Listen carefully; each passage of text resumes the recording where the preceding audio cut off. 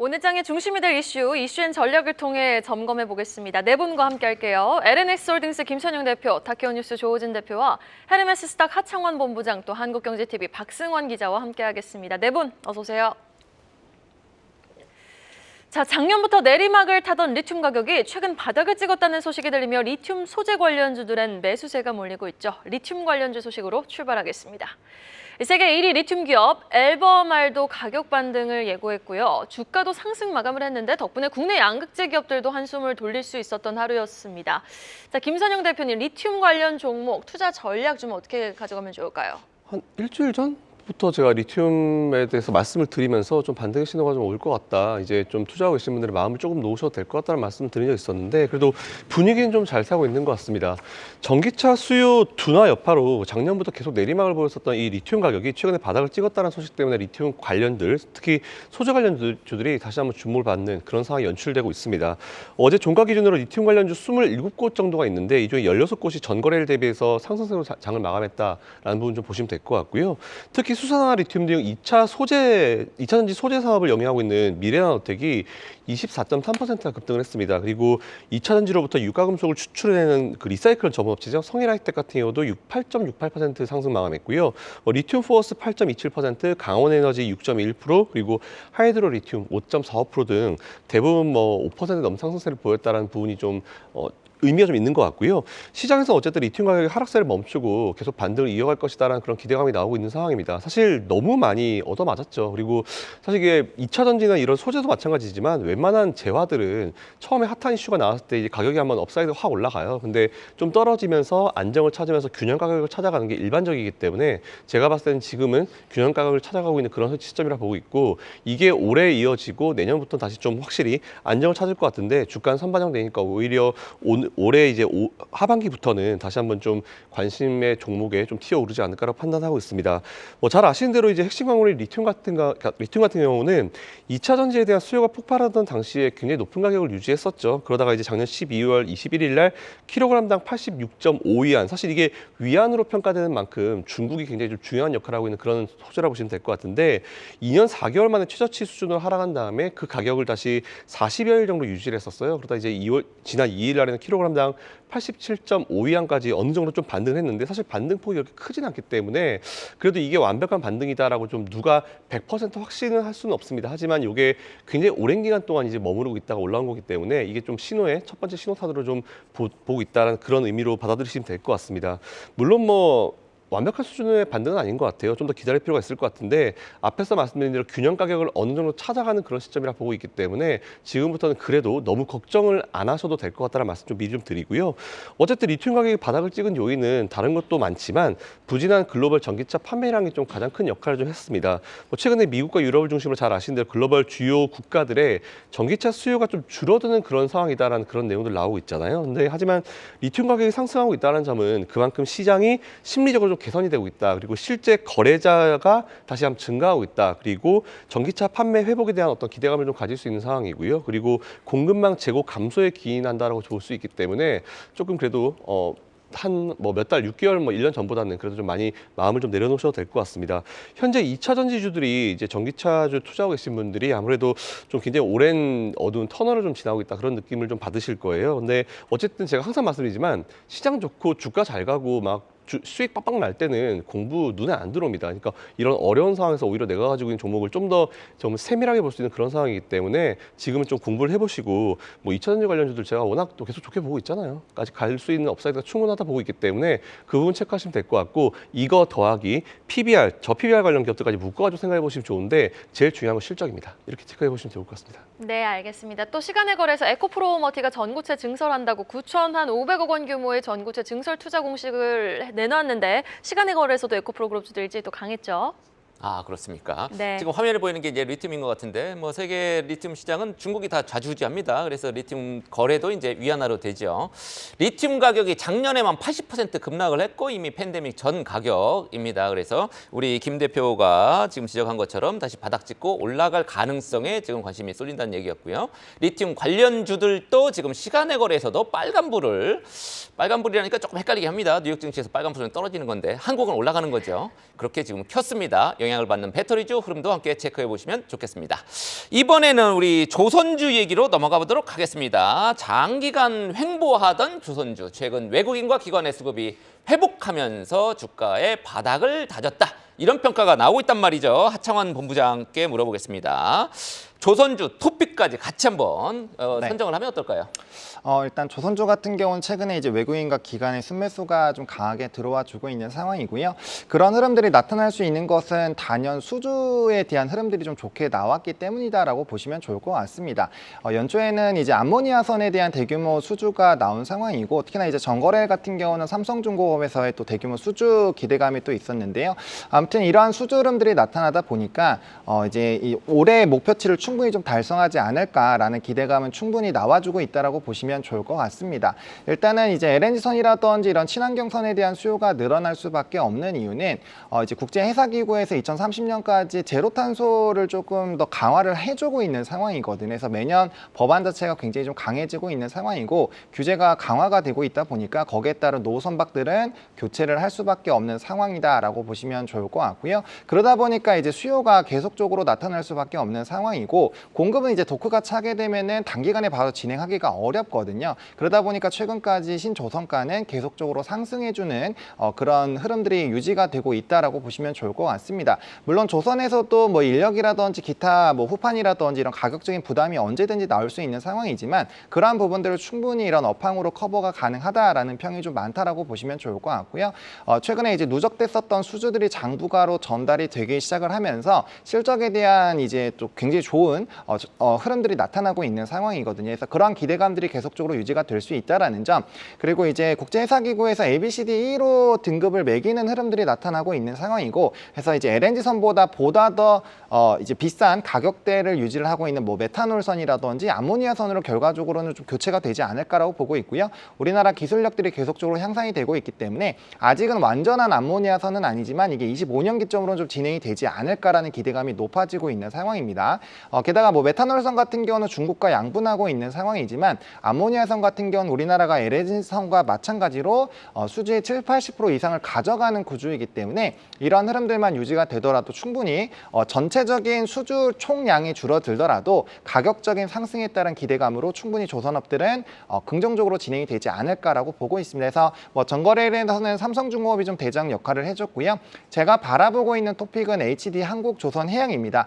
그 종목을 말씀을 드리는 게, 현대 3호 중공업이 작년에도 수주 목표치를 200% 넘게 이제 한 상황인데, 올해 같은 경우도 사실 연초로 봤을 때는 한국조선해양이 굉장히 좀 수주를 잘 받고 있는 상황이거든요. 그래서 이런 수주 모멘텀들 계속적으로 가져간다라고 보시면 좋을 것 같고, 18년도 이후부터의 이런 전체 수주 총량을 봤을 때 친환경선에 대한 한 57% 정도를 HD 한국조선해양이 계속적으로 가져가고 있는 상황이기 때문에, 그러한 부분에서 봤을 때 이제 신재생선에 대한 수요가 늘어난다라는 관점으로 보면 여전히 수주량이 가장 많이 나타나게 될 거고, 업종 내에서 가장 큰 실적적인 수혜를 받을 수 있기 때문에 만약에 좀 보신다면은 이 종목으로 좀 같이 바라보시는 게 좋지 않을까 정도로 좀 정리를 드리겠습니다. 네, 조선주 토픽으로 제시해주신 HD 한국조선해양 벌써 연간 수주 목표 50% 가까이 달성한 만큼 추가 상승 여력 기대해보겠습니다. 계속해서 박승원 기자가 준비한 이슈입니다.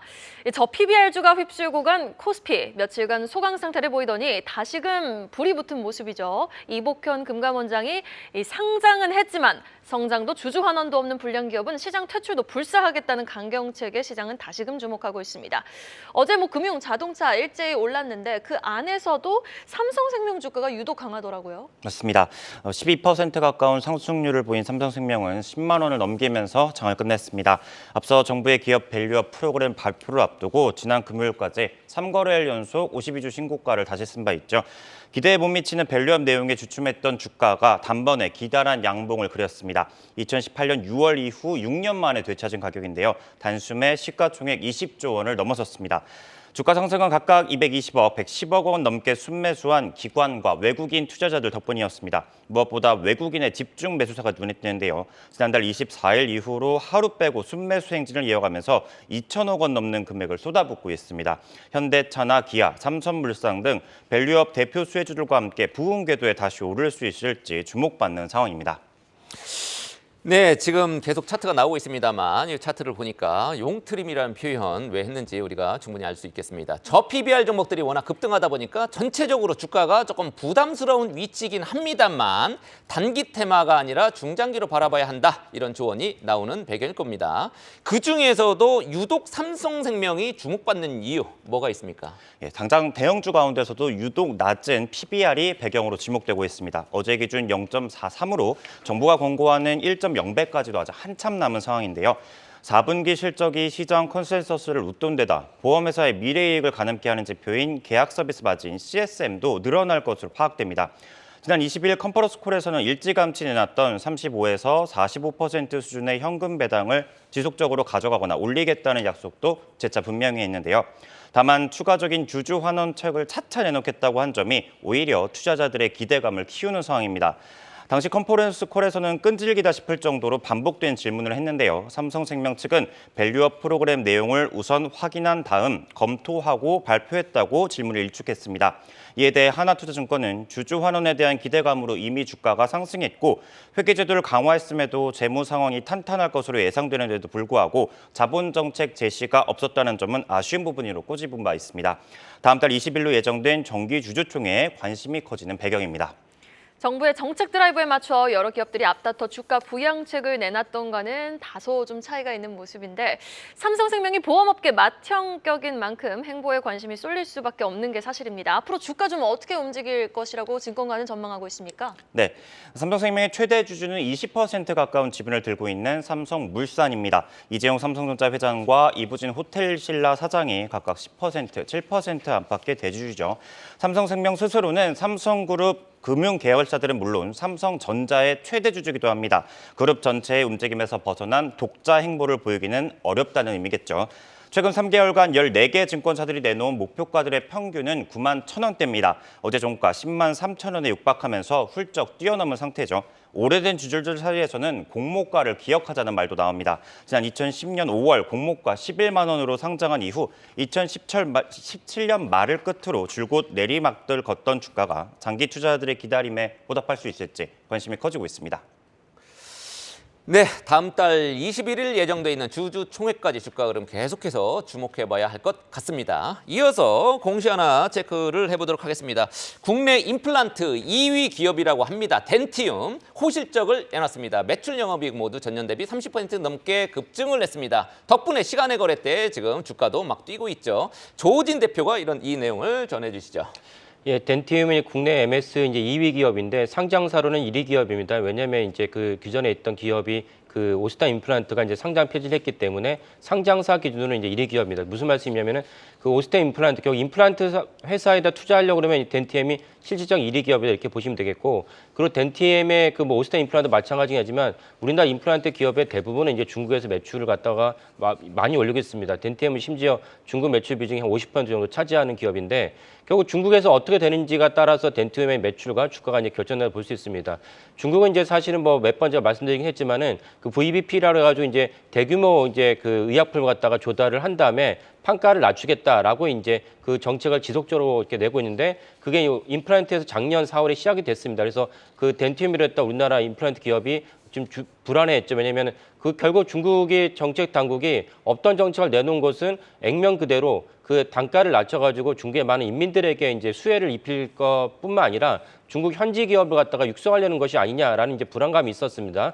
근데 결국 이제 실적을 까보고 보니까 덴티움이 아까 말씀드린 50% 시장 점유율 여전히 유지하고 있고 그 다음에 이제 판가는 내려갔습니다. 왜냐하면 그것이 원래 VBP의 원래 그 목적이었으니까 판가는 내려갔는데 덴티움이 내려간 판가를 갖다가 물량으로 메웠습니다. 그래서 중국 현지 매출도 아주 우호적으로 나와서 4분기 실적이 아주 전년 동기 대비 영업이익 같은 경우는 한 32% 높아졌습니다. 이런 것은 덴티움이 효과적으로 잘 반응했다고 볼 수 있고, 또 다른 건 러시아 물량인데 러시아에도 이제 당연히 모든 세계 인구가 다 임플란트가 필요하지 않습니까? 러시아에도 이제 열심히 시장을 개척해냈는데 우리가 주지하다시피 이제 우크라이나 전쟁이 터지면서 물류에 대한 부담이 있어가지고 제대로 공급이 안 됐습니다. 덴티움의 그 물자가. 그래서 3분기에는 안 좋았는데 4분기엔 그 부분이 해소가 되면서 이제 러시아 매출이 회복된 것도 4분기 영업이익에 올라간 것도 주요한 어떤 역할을 했습니다.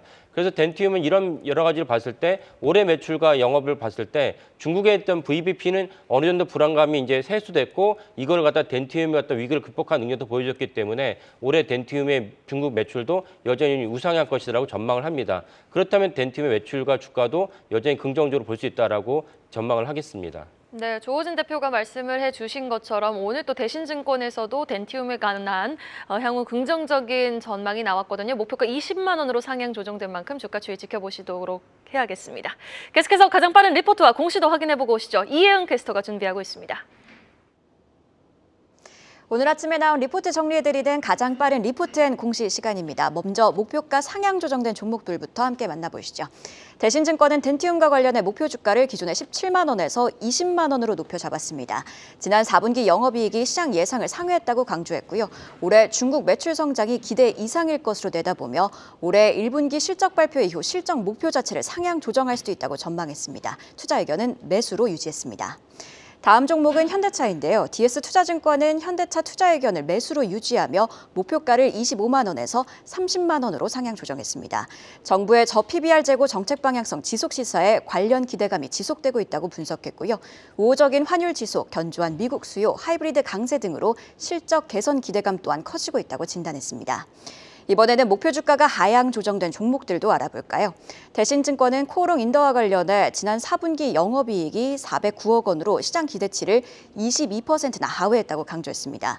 그러면서 수익성이 점진적으로 회복될 것으로 보이나 아라미드 판가 하락 지속을 우려하기도 했는데요. 따라서 투자 의견은 매수로 유지하되 목표 주가를 6만 2천 원에서 5만 7천 원으로 낮춰 잡았습니다. 마지막은 PI 첨단 소재입니다. NH투자증권은 북미 고객사 스마트폰 판매 둔화와 중화권 업체와의 경쟁 심화를 고려해 실적 전망을 낮추고 목표 주가를 기존의 3만 8천 원에서 2만 8천 원으로 낮춰 잡았습니다.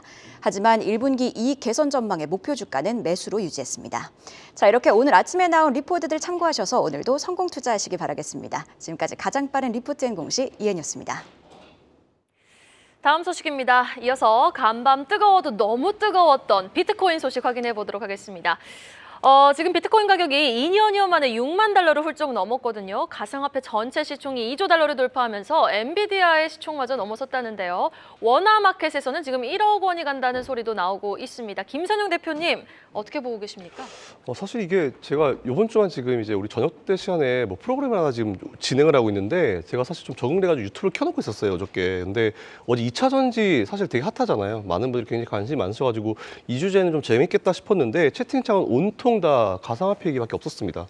그래서 밤새가 어땠을까 계속 보고 있었는데 일단 이게 오늘 워나마켓 기준으로 최고가 6만 4천 달러를 찍고 지금 좀 내려와서 6만 1,797 왔다 갔다 하고 있는 그런 상황인데요. 이게 사실은 이제 가상화폐 시장이 이렇게 핫해버리면은 이게 주식 시장에서 자금이 또 빠져나갈 수 있는 그런 효과가 있기 때문에 이건 좀 우리가 체크를 해볼 필요가 좀 있을 것 같습니다. 어쨌든 이번 주 같은 경우는 단기적으로 우리나라 시장에 조금 뭔가 투자자들한테 실망감을 좀 안겨줬는데 이 시장이 좀 대체제 역할을 어느 정도 하고 있다는 이런 평가가 좀 나오는 상황이고요. 어제 뭐 워나마켓에서 개당 8,300만 원대까지 올라가면서 사상 최고치를 경신했고 새벽에 경신했고 지금은 좀 빠져 있는 그런 상황입니다. 다만 국내에서는 사상 최고치를 기록을 했지만 글로벌 마켓은 좀 다르잖아요. 이전 고점보다 한 14% 정도 낮은 수준으로 거래가 되고 있는 상황이다. 이런 부분 좀 체크해 보시면 좋을 것 같고요.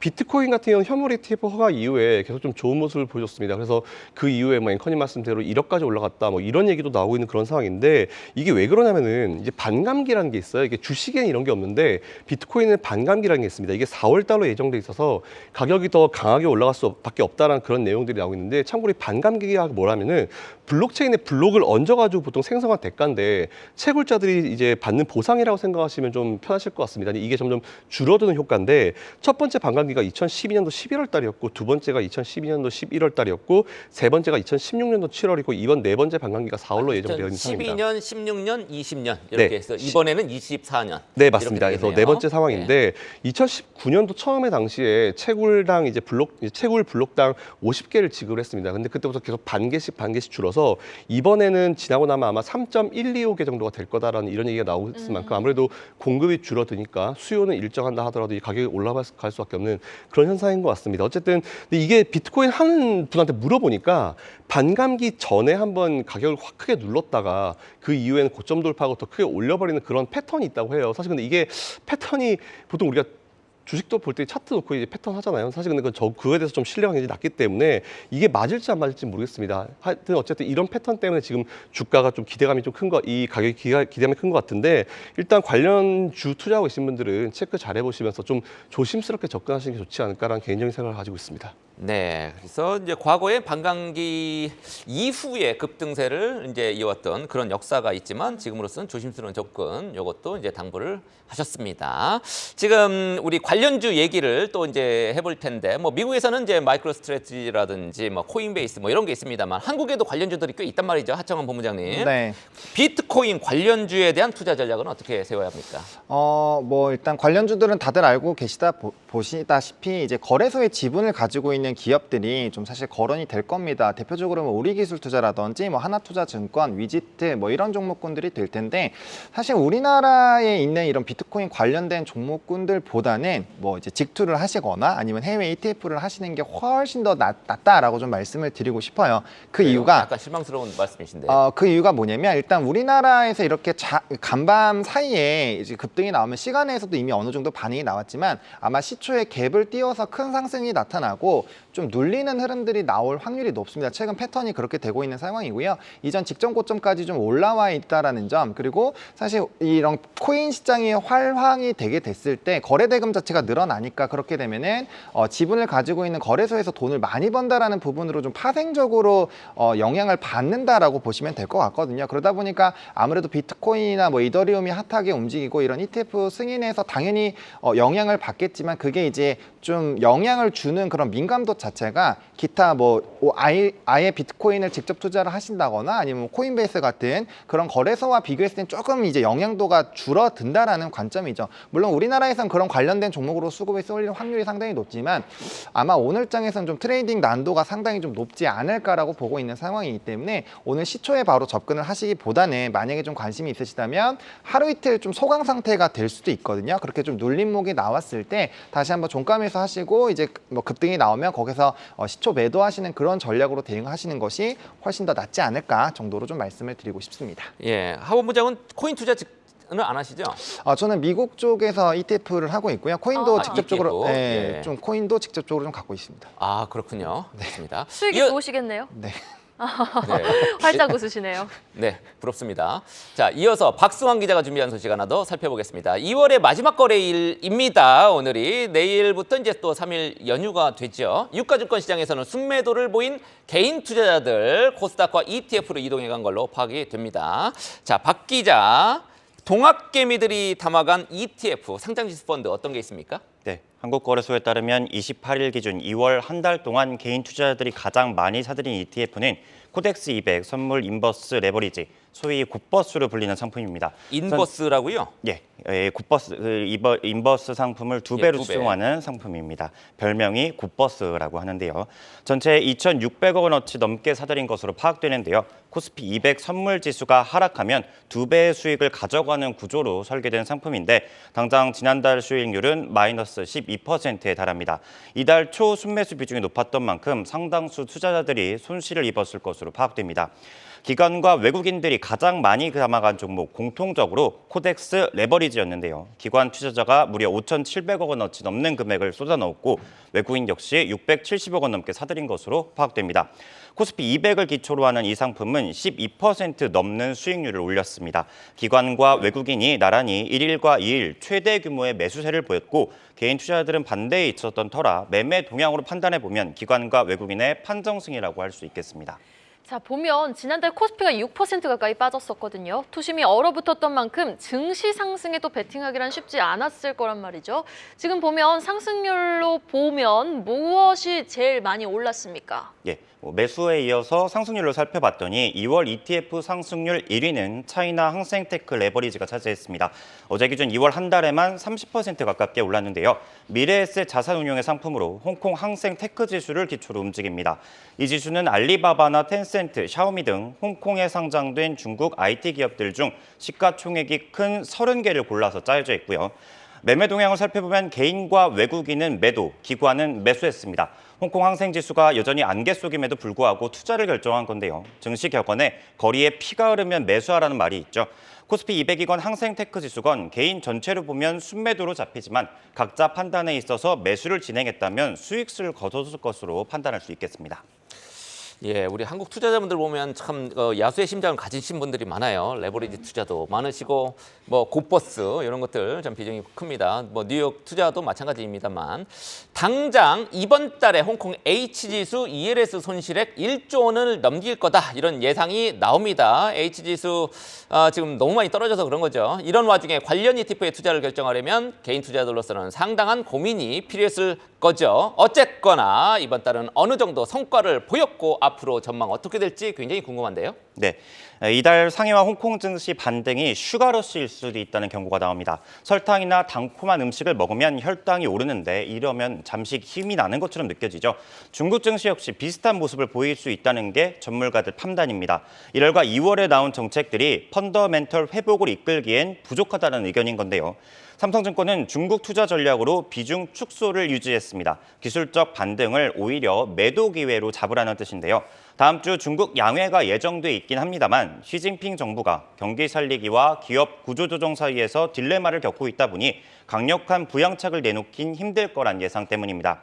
말씀드린 격언이 저평가 국면에 대한 신호가 보이면 투자를 결정하라는 뜻인 만큼 중국의 정책 내용을 살펴보고 결정하시는 게 좋겠습니다. 네, 알겠습니다. 자, 다음 주 또 중국 양회가 예정되어 있습니다. 이번 양회가 중국 경제 분위기를 반전시킬 수 있을지 함께 지켜보셔야겠습니다. 이어서 조호진 대표님과 공시 하나 더 체크해 보도록 할게요. 자동차 부품주죠. 코리아 FT도 호실적을 공개했습니다. 영업이익이 전년 동기 대비 무려 74% 넘게 증가를 한 건데 자, 투자자분들이 여기에서 주목해야 할 포인트 어디에 있을까요? 아마 코리아 FT는 아마 지난달에 한번 주목받았고 많은 분들이 좀 그때 한번 그 기억했던 종목이다라고 볼 수가 있는데 그때 무엇이냐면 현대 제네시스가 하이브리드를 내놓는다 그러면서 하이브리드 내놓는데 왜 코리아 FT가 이제 주목받았냐라고 의아하시는데 그때 아마 좀 많이 거론됐던 종목입니다. 현대 제네시스가 하이브리드를 내놓는데 하이브리드에 이제 그 들어가는 부품 중에 이제 카본 캐니스터라는 게 있습니다. 카본 캐니스터를 국내에서는 유일하게 세계에서는 네 번째로 시장 점유율을 갖고 있는 기업입니다. 카본 캐니스터는 뭐냐면 뭐 자동차 내연기관에서는 유압가스가 배출될 수밖에 없는데 유압가스 배출되는 거를 요즘은 뭐 가만두지 않죠. 그래서 유럽 같은 경우 거기에 대해서 엄청난 제재를 가하기 때문에 그 나오는 유해가스를 갖다가 그 다시 흡입을 해서 그다음 엔진으로 다 집어넣습니다. 그러니까 마치 그 하이브리드의 전형적인 루틴과 비슷하죠. 그래서 그 하이브리드 엔진, 하이브리드 자동차에 캐니스터가 이제 들어가게 됩니다. 그래서 제네시스가 출시한다고 그러니까 이제 카본 캐니스터가 이제 그때까지 주가가 올랐는데 그뿐만 아니라 실적도 좋았습니다. 그래서 전년 23년도 매출이 22년 영업이익대에 대비해서 약 75% 정도 뛰어 올랐습니다. 지금 화면에 보이시는 대로 들쭉날쭉하긴 하지만은 전체적으로 그 막대 그래프가 매출인데 막대 그래프의 매출은 꾸준하게 올라가고 있죠. 그래서 그 카본 캐니스터의 매출에 따라서 코리아 FT가 매출도 같이 상승하고 물론 그 카본 캐니스터만 있는 건 아닙니다. 어쨌건 주력으로 삼고 있고 그다음에 또 주식시장에서 보는 거는 성장 아닙니까? 모멘텀인데 카본 캐니스터가 사실은 견인하고 있다고 보시면 되겠고 이외에 또 전기차를 갖다가 시대를 염두에 두면서 그 프런트 트렁크 그 아시는 분도 계시겠지만 아이오닉 5만 보더라도 아이오닉 5의 보닛을 열어보면은 예전과 다르게 이제 트렁크가 일부 있습니다. 그 부분도 역시 이제 그 코리아 FT가 같이 내놓고 있습니다. 이런 맥락으로 해서 둘 다 양수 겸장이죠. 그러니까 하이브리드와 그 다음에 전기차 시대를 둘 다 준비하고 있는 그런 유명한 기업이라고 보시면 되겠습니다.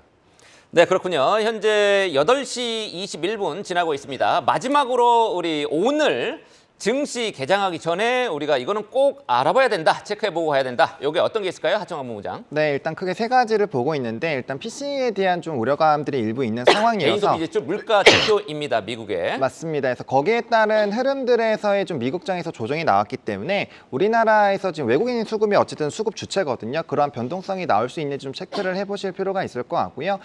특히나 전거래일에 밸류업 페널티를 시사를 하면서 이제 저 PBR 쪽이 굉장히 강한 흐름들이 나타났는데 동시효과 때 이러한 흐름들에서 이제 상승세가 유지가 되는지 좀 체크를 해보실 필요가 있을 것 같고, 또 코인 시장으로서 자금이 쏠리게 되면 단기적으로 또 약간의 관망 심리가 강해질 수가 있거든요. 그래서 그와 연관된 종목군들과 비트코인 시세를 좀 체크를 해보시면 좋을 것 같고, 또 이제 최근에 PBR들이나 이제 기타 부분들이 굉장히 상승을 했을 때 좀 주목을 받았었던 게 방산 쪽이거든요. 이번에 수출입은행에 대한 법안이 이제 25조로 상승이 되면서 이게 29일 본회의에서 결정이 날 것이기 때문에 오늘 결정이 나는 거네요. 그렇죠. 오늘 결정이 나는데 그 부분에서 우리가 시장의 예상대로 진행이 됐을 때 이게 세론 뉴스가 되는지, 저는 개인적으로 이게 더 추가적으로 확대가 되는 뉴스로 보고 있는데, 그러한 흐름들에서 차익이 어느 정도 나오는지 좀 체크를 해보시면 좋을 것 같습니다.